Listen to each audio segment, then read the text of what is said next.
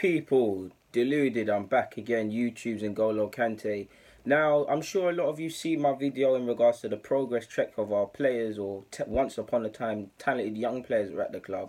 Daniel Marlon, Benassia, Jeff Rene Adelaide, and so on and so forth. And I spoke about Chris Wilock. Now, I believe, like I said in that vid, away from the headline, I believe Chris Wilock has a chance of making it at Benfica. In fact, in all the videos I've made since he's left for Benfica, what have I continuously said, people, the people that are active and switched on?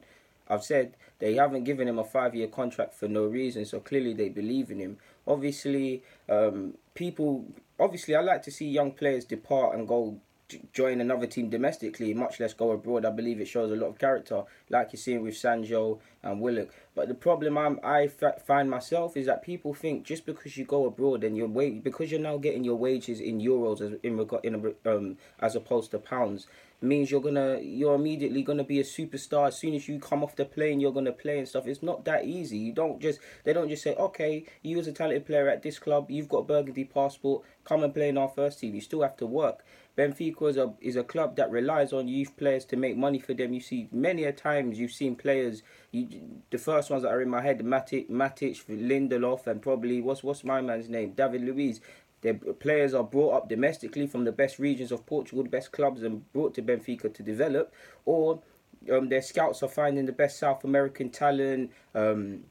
And things like that, where they can make a profit and eventually allow these players to showcase themselves in the Champions League and sell them on for more money. Now, Chris Wilock has a good chance of making it at Benfica. They like him. He's been on, like I said in the previous video, he's been on tour and things like that with them. But the problem is, as to why I think he should consider departing, at least on a loan spell, like I said there, is because his battle is ultimately just to play first team football.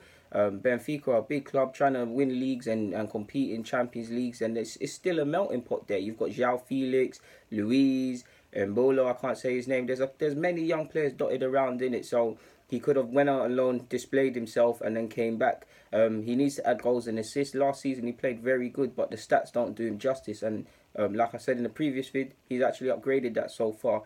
And one bit that should give him a bit more motivation is the Benfica President's been speaking, and I've caught exactly what he said. Well, not all of it, just a bit that's relevant.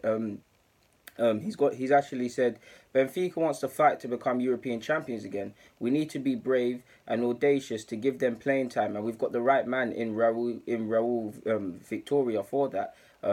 Obviously, that's in regards to what Benfica want to do. He then went on and said there are around 3 or 4 players that have to be with the senior squad next season: Jota, Fierro, Florentino Luiz, and possibly Chris Wilock. So that should give Wilock a lot of excitement, man. Because if you look at it, he's turning 21 in January, just on the basis that they said next season he's got this season in the summer. If he's playing next season, great, but he turns 22 next season. So he really needs to get his display himself. It's a young career, still young in his career, but he's too young to be in the B side and things like that. So he might have to depart. I'm rooting for him all the way, and that should give him all the encouragement. It's not just them. Like Florentino Luiz has already made his debut. They've got Mbolo, but it's not spelt with an E and an M. It's with a U and an R, I believe. There's a lot of talent, particularly of Burkina Faso descent at that club, that have a lot of great players that have a good chance of scope of making it. You obviously got Jota, you've got João Felix, you've got Pinto, the fullback, you've got the right back in Tavares, he's 17, I believe. So there's dotted all over. There's a lot of players that could potentially make it. They're all at different age groups, give or take.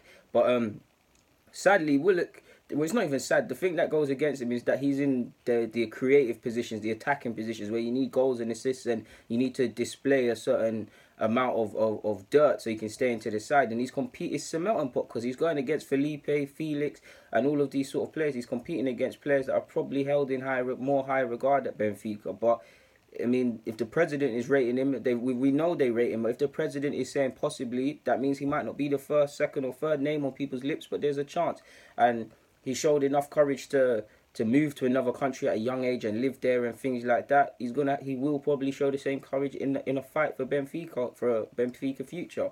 Either way, I hope he goes on and becomes a Benfica regular and makes it back in the Premier League, eventually gets bought and joins a bigger team or comes back to the Prem or whatever. But if it doesn't work out for him, he's done himself proud, man. He's taken the leap of faith versus just staying at Arsenal. Would he have got chances at Arsenal or gone on loan? Who knows?